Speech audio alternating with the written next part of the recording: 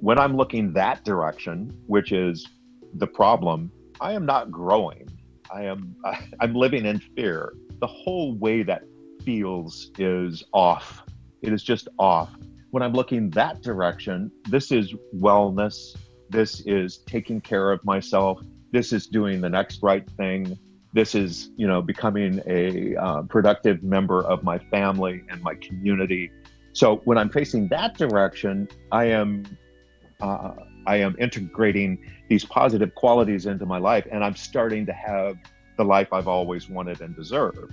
That was my guest this week, Gary Lindsey, talking about his experience of recovering too. Hi, I'm MartinJon, and you're listening to the Recover Yourself podcast. And every week I'm talking with people with long-term recovery about the idea of recovering to, beyond recovering from. This week I'm talking with Gary Lindsey, who shares a lot of his recovery story and so much insight from 26 years of being on that journey. I started out on a journey a few months ago of just looking at recovery in a very different way. To me, it's a very different way, and realizing what I may be able to bring to the conversation. I started thinking about the different elements of my life, and they're very unusual in some cases, but in the overall scheme of things, there are thousands of people who have had my similar experiences, right? And who find themselves in the very early stages of not knowing, well, what do I do? Where do I go? There was no one there for me when I was clawing my way out of, the situation that I found myself when I was in the depths of addiction. Uh, and when I say no one, I don't mean that literally. I just had no role models. There was no one for me to talk to who had been where I was, who could say, I was there too. This is my story. This is what happened to me, and you're going to be okay, right? And you may have noticed that my Instagram page on the one that I mostly talk about addiction and recovery is dedicated to the LGBTQ, and then there's a bunch of other initials because we keep adding initials, and justifiably so. But because a lot of, first of all, this is a population that I belong to. And secondly, this is a population that is more prone to substance use disorders than any other segment of the population. Huge topic I want to talk to you about. and a lot of that has to do with trauma. And the trauma of growing up, the trauma of growing up thinking that you're not wanted, that you're not valuable, that your life doesn't matter, hearing what people say, derogatory things. And I'm glad I've lived long enough to see a lot of this change for the better. Is it still horrible? Yes. And the Archbishop just issued a tweet, from what I understand, about not good Catholic families don't take part in any LGBT pride ceremonies because, as a good Catholic, you can't, it's not biblically sound, and blah, blah, blah, blah, blah, blah, blah, blah, blah. So, there are little kids hearing these messages, right? These messages that we're Christians, we love everybody but you. You little kid growing up in, the middle of nowhere. We don't love you. Everybody else, yes. Everybody else, come on. But you, if you're transgender, if you're transsexual, if you're gay, lesbian, queer, these riches and these gifts of life don't belong to you. Right. And this was an incredibly traumatic thing in my history, due to primarily a fundamentalist Christian upbringing, and a continuous message from the time I was very, very small of nope, not who you are. We don't love that. We don't love that. We love you, but we don't love that part of you. Well, that part of me is me. This is, I mean, on the topic of trying to live a life that is integrated and whole and full of accepting who you are, how God made you. This is who I am. How do you even begin to offer gifts to the world if you cannot accept who you are? right? Right. And it's actually a huge thing. So, it is a great vulnerability for substance use disorder to have that bit of yourself uh, be held in disdain, to be talked about in derogatory ways. Uh, there's a lot of self-hatred that goes on in a lot of communities. And I don't mean to say by any means that the lesbian, gay, bisexual, transgender community is the only one that experiences these things. Absolutely. It's just what I know about. That's Right. why I talk about it. There are so many others. But this is my community. This is what I can speak to. I know that feeling of growing up in that family. I know that feeling of not being wanted for who you are. If you can be more like what we want you to be, we're cool, right? Right. But if you're gonna like be yourself, ugh, can't handle that, Right. right? So so anyway, go ahead, Mark. I want to stay on this topic because this is exactly why I want to chat with you. So in terms of substance abuse, like one, you're rejected, and then you're embraced, and you're embraced with substance. It's Right. like Yes. part Yes. of the community. Like it is not like, if we go back to, you know, like I don't know how sensitive these topics are, but when did you come out, or when did you? So actually, for me, because of a really, I was married. There's another segment of the population that I relate to, very much, are people who find themselves in relationships where they wake up one day and realize, I don't, I don't know who, this is a great life. I wonder whose it is. I actually had this experience, but I was married for a number of years until it reached the point where I was beginning to use, this was the beginning of my substance use uh, issue. I was beginning to use substances to cover up the fact that I was living someone else's life. Mm-hmm. It made it easier to be the person that I had become. That person I was not authentically me, right? Right. So when I finally confronted that issue, when I finally understood what was happening, I knew that the only way to get through this was, I loved my wife. I still love my ex-wife.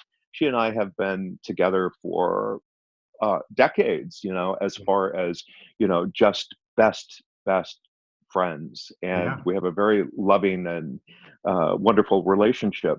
And uh, so I wanted to honor that. And she knew something was wrong. Mm-hmm. And I sat down and I just said, this is who I now understand that I am. Yeah. And then the question became, well, what do we do from here? Well, today there are all sorts of arrangements that people can become creative, and depending on what direction they want to go, if they want to stay together or not. Back then, that was unimaginable. Right. And so we did get a divorce, and ultimately we both had other relationships. But that was many years ago. But getting back to the gay community and our dependence um, in some quadrants of this community on mind-altering substances, it is mind-boggling how prevalent it is. Mm-hmm. And when you can go on a dating site and just find people just being pretty blunt about P&P, party and play, Mm-hmm. right? It means not just sex but drugs. Yeah, that's common. Beer bus and the gay community, especially in the club environments, go hand in hand and cocktail specials Right. and it is just rife for issues with substances. And that's what I found once. And keep in mind, my substance use disorder had already begun when I was in that relationship with my ex-wife, Right. and I was living in New York in the early days of coming out. Can you imagine I being am. basically a country bumpkin just out? I had never had uh, a any sort of like experience with a man prior to ending my marriage, right? Okay. So here I am, like just fresh off the truck, and shortly after that, moved to New York City, which is hard enough to like fit into New York City, Wrap your head but to around all that. right, but to fit into New York City in the gay community, In the like I 80s. said, yeah, fresh off the boat from Podunkville, and drinking continued to make it easier. Right. When the stress of uh, worrying about what this would be like, not fitting in, et cetera, et cetera, et cetera, I just continually began to depend more and more and more on alcohol, specifically my drug of choice. Right. I can look back now and just see the insanity of what I did and how I did it, and not to focus on that too much, but Right. Yeah. I remember having drinks before drinks. Do you know? Yeah. I don't know if you're familiar with No, that I'm or not, familiar with but things like that. right. So having a few drinks before you get together with friends to go have drinks, Right. because you don't want to appear as the one in the group that has the drinking problem, right? Yeah. So the truth is that a lot of people, both from the community that were in, the community I was in, it is not the drugs, it is not the alcohol, it is the individual. Drugs and alcohol don't create problems. Right. Dependence on drugs and alcohol to avoid your life is Mm-hmm. going to create the Your problems. problems. Right. Right, right. Yeah. It is the individual, and not every individual who uses drugs, not every individual who drinks, even to excess sometimes. Right. Those individuals are not necessarily going to have a substance use disorder, and which I basically uh, identify as someone who has experienced consequences of use and continues to use and abuse in similar fashion. Does that make sense? That's that's Fitting. that's the basic definition of substance use Oh, okay. disorder that I use. So, at any rate, that's how I arrived at using and abusing substances. That's part of the community that I came from. It's also part of my recovery story. When I finally got to recovery, um, uh, keep in mind, after this period of years that I've been using, uh, I was pretty I was pretty hopeless from the perspective that I did not know how to go a day without drinking. Right. It was inconceivable to me. I would I would start a day with every intention of, I'm just not going to drink today. Right. Today I'm not going to drink. And then by whatever time o'clock in the evening, I'm like, well, one drink, maybe just one. Well, of course my drinks were like 8 ounces of vodka with a Mm-hmm. splash of Mountain Dew or something on top. So I'm familiar with but that. I'm familiar with that tumbler. yeah, right, it's just seltzer water. What That's are you right. people talking about? Yeah. So I also found redemption in the company of lesbian, gay, bisexual, transgender people, Mhm. um, because the first meeting I walked into was a gay meeting on the Monterey Peninsula in California, Yeah. and it was the first time I'd ever said, "Hi, my name is Gary, and I'm an alcoholic." My story is a little unusual in that uh, that was not my first stop. And what I mean by that is, I had known for years that I had a drinking problem. I had known for quite some time that I really was an alcoholic. Because I had read all the pamphlets, I had seen, the take this quiz, right? Right. Uh, I had failed all of those, and I knew that I had a problem. I sought out a psychotherapist or a therapist whose name is Lee Jampolsky, and he was on the Monterey Peninsula. And I love this man. I absolutely love this man. I still am in contact with him.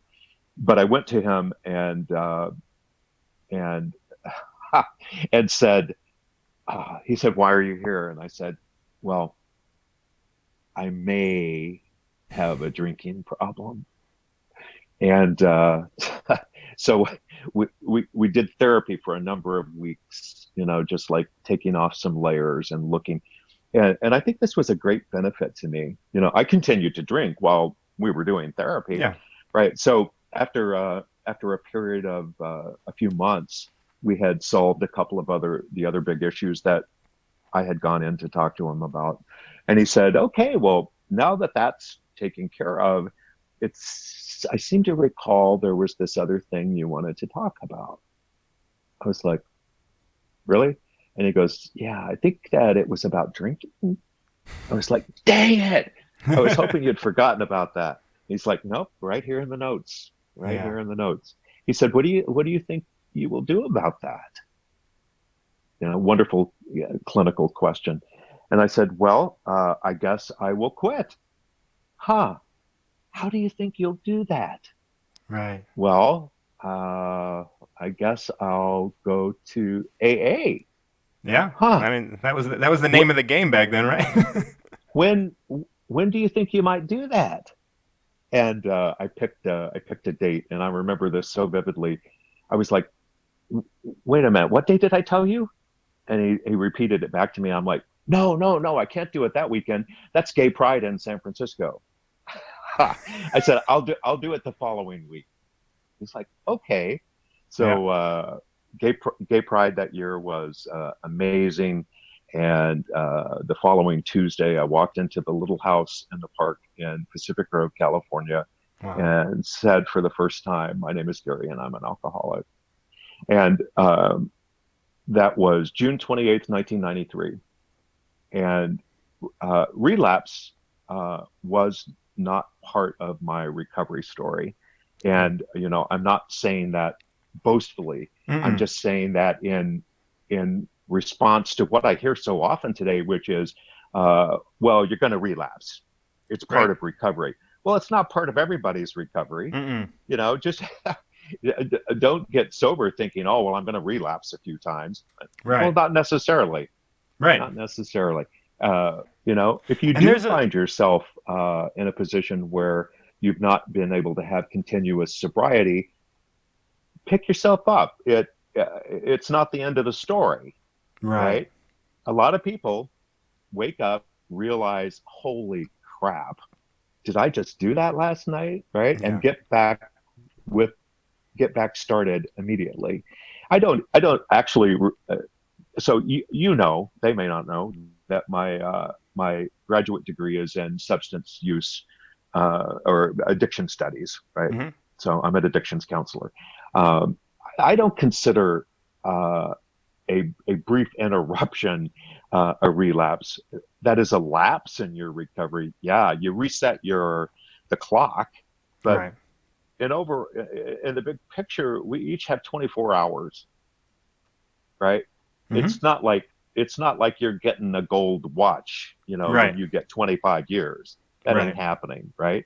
Yep. And we're not doling out dollar bills for 3 months, 6 months, 9 months, 12 months either. And we're not waiting for the day where we can just, oh, phew, I'm done with that recovery thing. I can drink now. Right. Right? Like it's a complete, like, it is just, I was talking to a friend of mine who had lost like 120 pounds or something like that. And then someone asked her, well, you know, like, how do you feel about your success? And she said, my success? I could fail tomorrow. Like, and that's such a big part of what this podcast and what I want to talk about is because like when you're recovering from, right, that idea of like, oh, that thing back there is the thing that I'm running from. And that's like the fear, and that's the relapse, and that's the relationship Right. versus turning around and looking forward and saying, now I'm recovering towards something. Now I'm recovering myself. Right.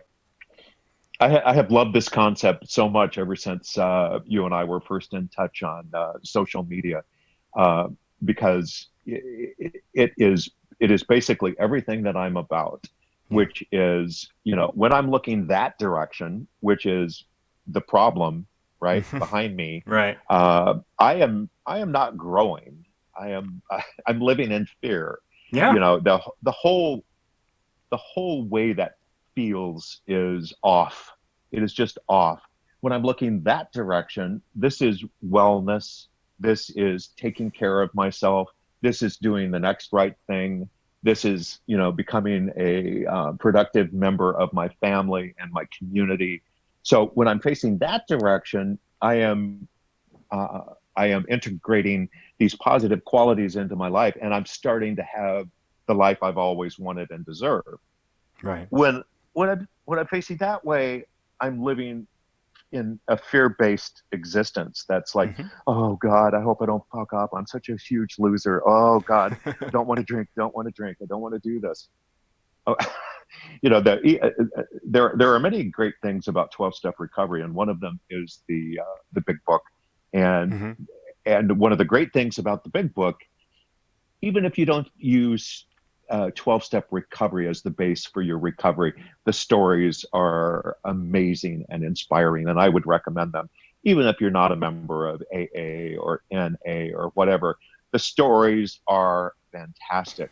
Mm-hmm. And one of the ones I love so much talks about, when I look at the problem gets bigger. Right. When I look at the solution gets bigger, Right. right? And the problem goes away. Yeah. I looked over a few of the questions that you sent me, and one of them was, what were some of the misconceptions that you had about giving up alcohol or Yeah. substance use? And before I got sober, I honestly believed that I would never be able to sleep through the night ever again, because I had only gone to bed under the influence for so long Right. that, uh, there's a big difference between falling asleep and passing out. So I had myself convinced, well, that's another reason why, I can't quit. I'll never be able to sleep again. So starting the first week, actually slept sound as a baby, all through the night. Never had such great sleep in my life. So, one by one, these misconceptions fall away, and you're like, huh, Yeah. imagine that. Yeah. Like it's all just made up. Yeah. So, when did you notice that you've changed? It just kind of comes into your awareness that, like, oh, I'm a different person. Did you have any sort of moments like that? I think all of recovery is made up by moments like that. Specific moments that stand out, no. I do remember gradually, over the years, just becoming aware that I was using solid principles of recovery in day-to-day life. You know, uh, just little things like letting other people in. When you're in a traffic jam, making somebody else's life a little easier, rereading a hateful text message or an email before you hit send, and asking yourself, what is the value of this? Nice. You know, just that little bit of ethical behavior that makes you question, is this going to make the world a better place? If I do this, if I Right. say this, if I go there, right? Mm-hmm. Is this Yeah. really the person I want to become? Or is this the person that, I used to be when I wasn't thinking and feeling my way, through life? Yeah. Well, that's good. Like that's and over time, you've noticed yourself doing that, right? Like you noticed yourself, oh wait, I used to not let people in a Right. traffic jam. I used to just send that message, and noticing like how you were contributing to your own grief is that thing where it's like, oh wait, I don't have to own that, right? I don't have to embrace that because that's who I used to be. You mentioned this earlier about many roads to recovery. I absolutely bet 1,000%. There are many roads to recovery. People find, wellness in lots and lots of different ways. And so my journey has included, as I've intimated, 12-step recovery. I still go to 12-step meetings, but my path has also included Buddhist studies, some meditation, Kundalini yoga, Beautiful.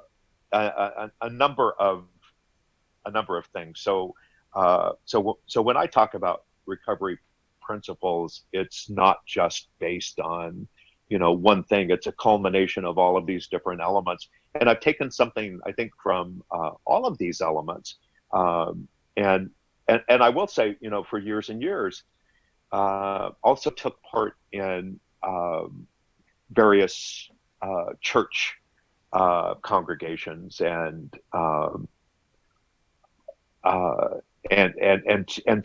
that also has a lot of value to me. Once I stopped looking at it in black and white, once I stopped looking at it in terms of y'all are saved, y'all are going to hell, right? Right. I love you. Oh, I hate you. Well, I Right. don't hate you. I hate your sin, though. Right. Right.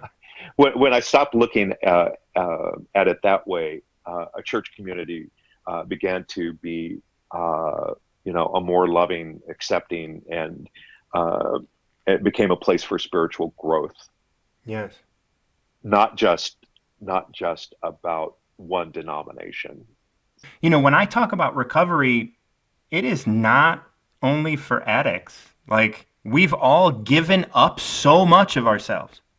Yes, yes, yes, yes. And all I'm saying is recover you and stop trying to be right. Stop trying to do the right thing. Stop trying to like please other people and look at yourself and recover you, because there's nothing else here, right? Like Right. your whole life, like your mind is what's expressing the world for you. So the world, like your entire universe exists in your mind. Like it's yours. Like recover that and stop taking and borrowing from other people because, again, if you are in a place where you need help, get yourself help so you can think clearly so you can grow. I can't tell you how many times with clients in group therapy when we're doing cognitive behavior therapy, and Right. I'm describing just the essence of cognitive behavior therapy, which to me is real simple. To me, it is, if you can change your thinking, then you can change your life, right? And I have had clients look at me and say, "Why don't they teach this in high school?" It's like, I don't know why they don't teach this in high school, but you're exactly right. Isn't this like the key to everything? Right. It is the key to everything. Your thoughts are going, I posted, one of my posts the other day was something that we've all heard before, but it says, if, if you think you can, you're right. If you think you can't, you're right. You're right. And I wish off the top of my head I could tell you. I did attribute that quote on my Instagram page. But yes, exactly. The power of positive thinking. I mean, we've known about this for a long, long time, but until we discover it individually and begin to utilize it in our life, I'll tell you, it's the toughest thing I've had to do in recovery, is to become mindful of my thoughts. I mean, I have an audio track going on in my head. I bet. That's nonstop. That is like guiding, coaching. It's like, is that really what you want? Is that positive? Right. Is it fair? Is it the direction you want to go? Is it the person you want to become? Yeah, let it go. Right. Not that. But until I learned that life is more than just reacting, right? Right. You say something, you said that, now I got to go off on your ass and blah, blah, blah, maybe even pop you, right? Right. No, I don't have to behave that way, right? Right. First of all, it's my thought about what you said that's upsetting me, right? It's not what you said. What you said is not upsetting. Mm-hmm. The way that I thought about what you said is upsetting. Right. Right. And behavior is everything. Mm-hmm. And what I do from this point forward matters greatly. Right. That's right. And so almost everything that we see on the Instagram feeds that are recovery related, and again, not just to drugs and alcohol, 90% of what we talk about is applicable across the board, to all human beings. Yeah. And, I've said that often about, just basic concepts in 12-step recovery. Many of these concepts would help people in everyday life, Mm-hmm. right? Not just people struggling with substance use disorders.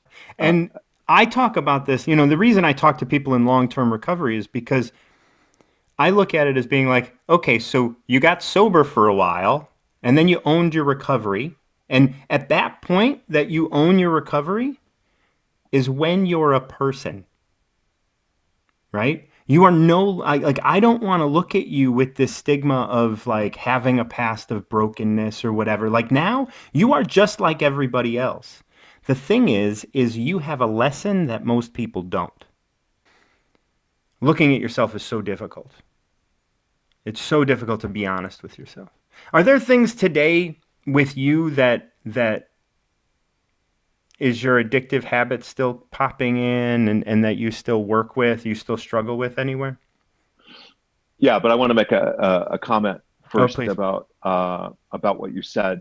Looking at yourself is difficult if you're doing it with a sense of expectation and judgment. Correct. Yeah. If you are able to just look at yourself and be curious about yourself, like, I'm feeling really jealous. Wonder what that's about. Why am I Right. feeling jealous in this situation? Oh, What am I that's jealous beautiful. of? And 90% of what's troubling to us is fear-based, Right. right? We're afraid of something.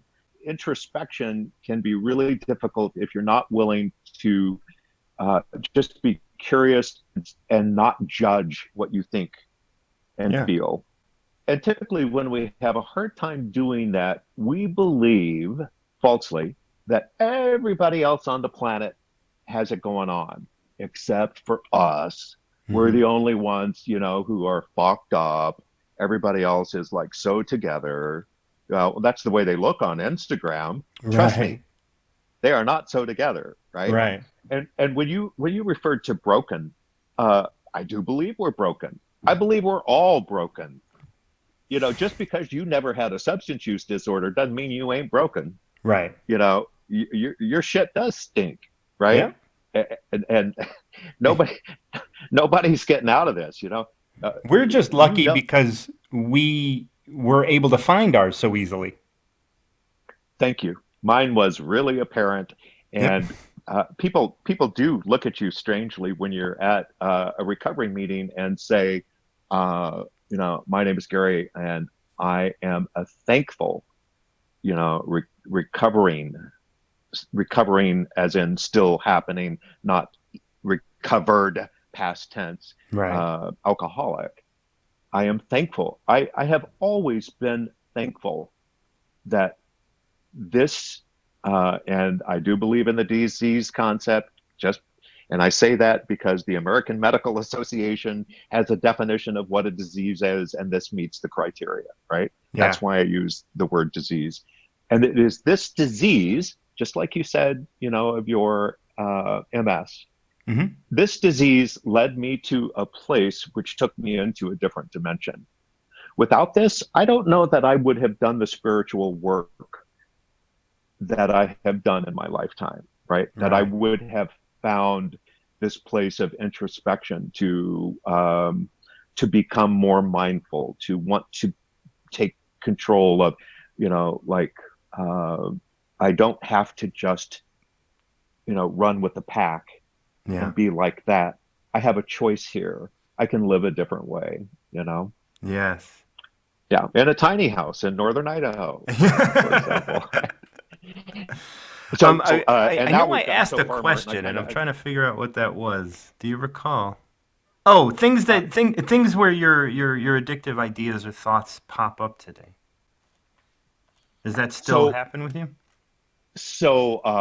I would say yes, but not because they were necessarily, and by addictive thoughts, do you mean directly related to using, No, no, or? no, no, no, no, no. I mean, like you have a different life today. Do you still look at like, oh, you know what? I want to stop doing this so much, or do you, oh, like maybe I'm doing this a little too much. I'm gonna just take a little break, or like just try and re-engage. Right. So, I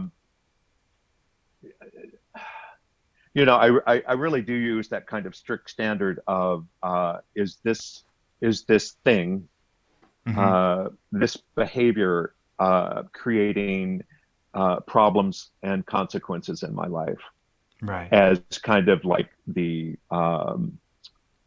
Baseline. uh, the baseline of whether or not it's what I would term a problem Right. behavior.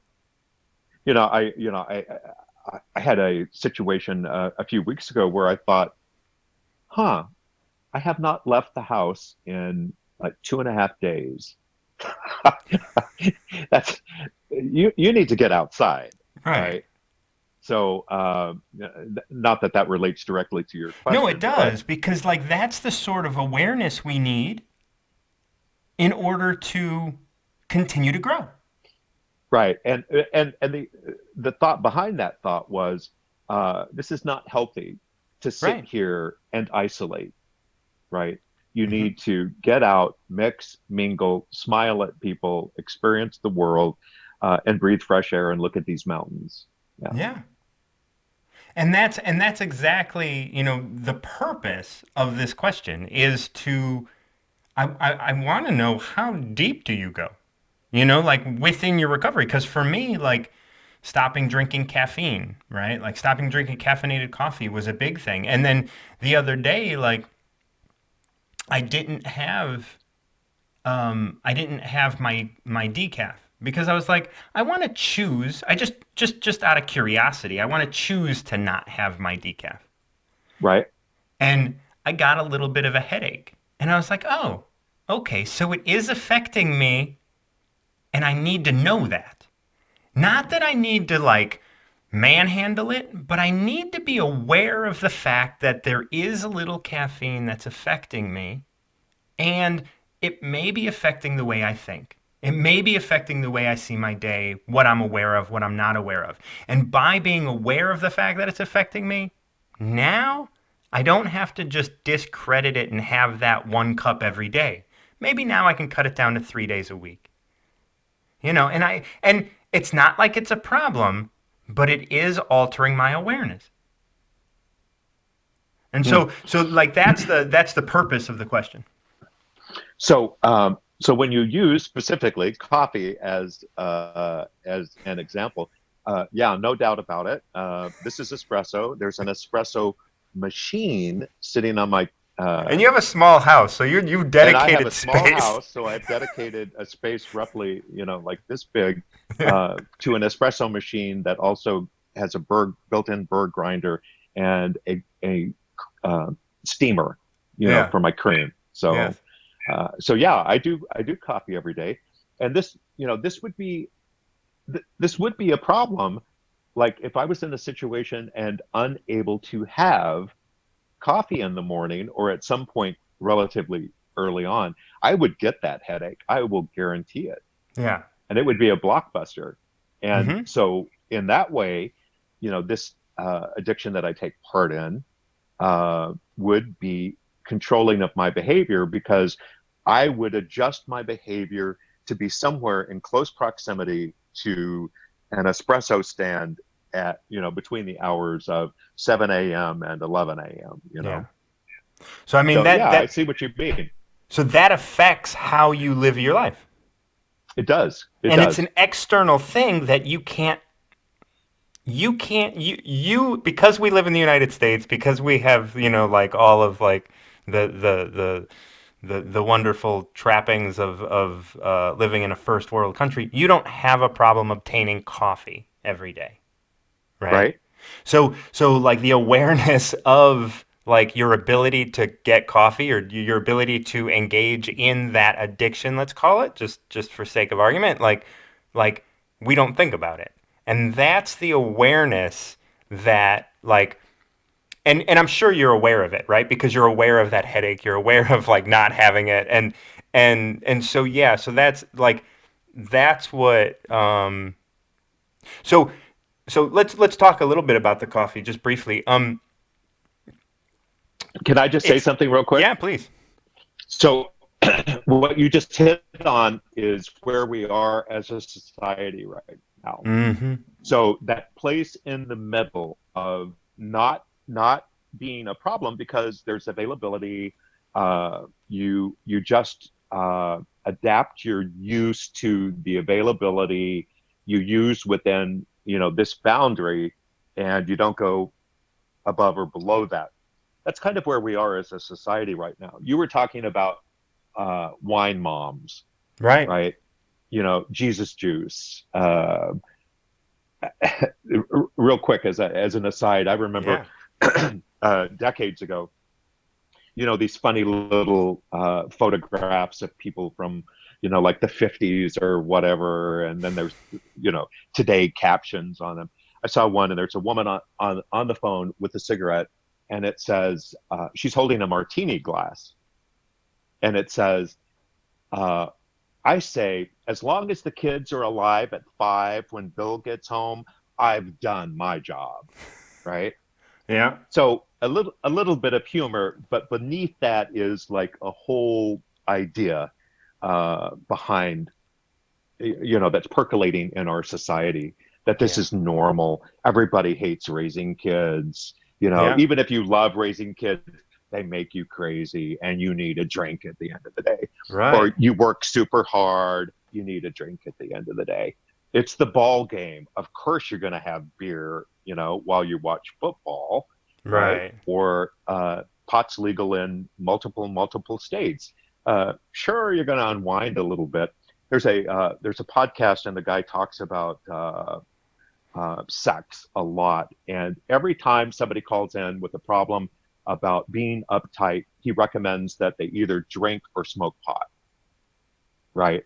So that Mm-hmm. so that they can chill.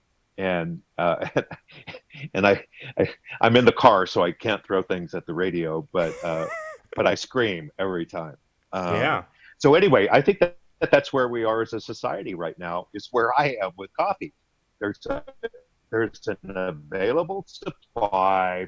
I just do it in privacy of my own home, or outside of my home, and it would be a huge problem if I stopped. Right? Right. It Right. would be a huge problem in the sense that I would have a headache, and for a while I would probably be a little maniacal about getting to an espresso stand. Like, I need espresso now, right? Right.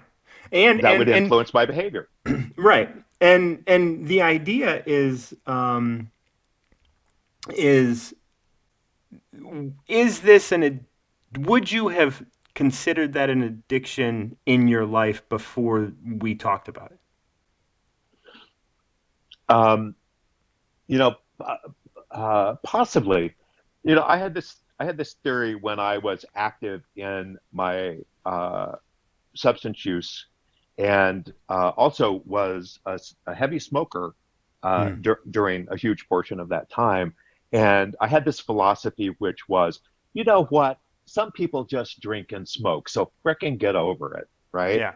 I just happen to drink and smoke, blah, blah, blah. So, and then I developed this philosophy, which was embrace what you choose, right? Like there was uh, something valiant about That's right. embracing early Just death and get it in there. psoriasis. Like, yes, right. It's happening to me, and I know it's happening. Yay! Yeah. Uh, so there was a mindset. So with copy, uh, I think I am. There's an awareness of that. Good. I think I would have been aware of this even when I was drinking. But anyway, I have become very, very aware of my behaviors. There's even a little timer that you can set. So, and my reaction is amusing every time my phone tells me you have been on Instagram for 60 minutes or something like that. Wow. My reaction is, screw you. I didn't even get through my feed yet. And that's only one of my accounts. So Right. what do you know? Yeah. Uh, but Yeah, but that's there's a like just to be aware. That's all that like, and this is what this whole thing is about, is like you own your sobriety, you own your recovery. Where are you going? And like you mentioned earlier, is this who I want to become? Is this my target? And that's why you put the thing on your phone, right? right, and and let's get real about what this is providing. And what this is providing is two things. One is escape from the life that's happening around you. You may not even be aware that it's happening around you, but it is. Mm-hmm. And the other one is, about brain chemistry. Mm-hmm. Everything we've talked about in this podcast has basically been about brain chemistry and Right. what's happening in our brains and feel good neurotransmitters. That's Yep. what substance use does. You use a mind altering substance and it's flooding your brain with neurotransmitters, right? Yep. So, dopamine, serotonin, for example, being two of the primaries. So, when I go through my Instagram feed, my brain is getting hit, hit, hit. And then there's that anticipation. Eventually, I'm going to get, oh, yeah, that was a payoff, right? It's kind of Yep. like a slot machine, stop, bing, And then you get a you hear, like, and you're like, oh, look at right. that. That's exactly like a jackpot or a payoff. Yeah. Yeah. 5 new followers. Dee, dee, dee, dee, dee, dee, dee. Yeah. Yeah. It's all related. It is your brain chemistry uh, creating these feel good neurotransmitters that make you feel a certain way, right? Mm-hmm. And that's what's addictive, Right. right? That is where addiction, like that is the root of, and that's why I say we're living in an addictive age, because marketers and people who invent things are inventing things to help us play the game of awareness avoidance. And like, if we can just avoid being aware of where we are and what we're doing, we will engage in your product. And your product will make our lives better because we're not aware of how shitty our lives are. Right. And then, on the flip side, Martin, also that brain chemistry. There are certain words that you're going to find used repeatedly in marketing on social media because when your brain reads that word, it responds, Dopamine. right? In a certain way. And I'll guarantee you, marketers know they have a laundry list of these words, right? Yeah. And they use television news, you know, uh, Talk to me about teasing. weather. Fucking hell. Fuck that weather. Like every motherfucker that's trying to tell me about weather, it's like extreme weather everywhere. I'm sorry. It's a pleasant day. Like it is not extreme, partly cloudy days. Like I'm so sick of the weather, man. Storm Tracker. Yeah, Yeah. let's go right to Storm Tracker. Bob, what are you seeing on the car? Well, actually, nothing right now, Carol. But what the hell? I got a guy raging because he didn't get his caffeine this morning, but There's a storm brewing in northern there's Idaho. definitely a storm brewing. Oh man, Gary, thank you so much for joining me for this. Is there anything that you'd like to say other than like the things that we talked about? We talked about so much stuff, but And it's the essence of counseling. Counseling is not possible. Change is not possible in counseling unless the counselor is able to instill some hope, installation of hope into the client. And that hope is that maybe it doesn't have to be the way it is. Maybe it could change. What if it could be different? Once someone is willing to ask themselves that question, what if it could be different? Then the world is their oyster, right? If they can have that little bit of hope that life will be different. And, here's two guys, you and me, sitting here saying it can be different. How do we know? Because we're freaking living proof that it can be different. Yeah, you may be in a hole today. You may not believe yet that it can change, but it can. And if you want it, it will. Recovery is not for people who need it. Recovery is for people who want it. Right. And they're going to live, they're going to be living for that 7 years unless they die before then anyway. Right. Right. And the only thing that's going to kill you before then is going to be your addiction. I went to grad school late in life, and I was in my 50s when I got my master's. And part of the reason was years before I heard a quote that I loved so much, and it said basically, it was a dialogue, and somebody said, "Oh, it'll take too long. I would do that, but it'll take too long." Right. And the other person said, "Well, how much time will pass if you don't do it?" That's right. That's a nice little thing, because that's the big question, right? What are you waiting for? Right. Because you're right. It is going to take a while till you can get to a place where you can, like we were talking before, start recovering yourself. You have to follow other people's rules for a while. And maybe 4 or 5 years of doing that is a long time. But what else are you doing? Right. And, because we cannot wrap our heads around that when we are active in addiction, the founders of 12-Step Recovery were brilliant in coming up with a day at a time. Yeah. 24 hours, most people can wrap their brain around that. Just for a day, just for today, just for today. Well, you string enough todays together and you end up with, decades of recovery, right? Yeah. But you don't go into it thinking, oh, so this month I'll have 26 years. So, but you don't go in, when I got into recovery, I didn't think, oh my God, 26 years.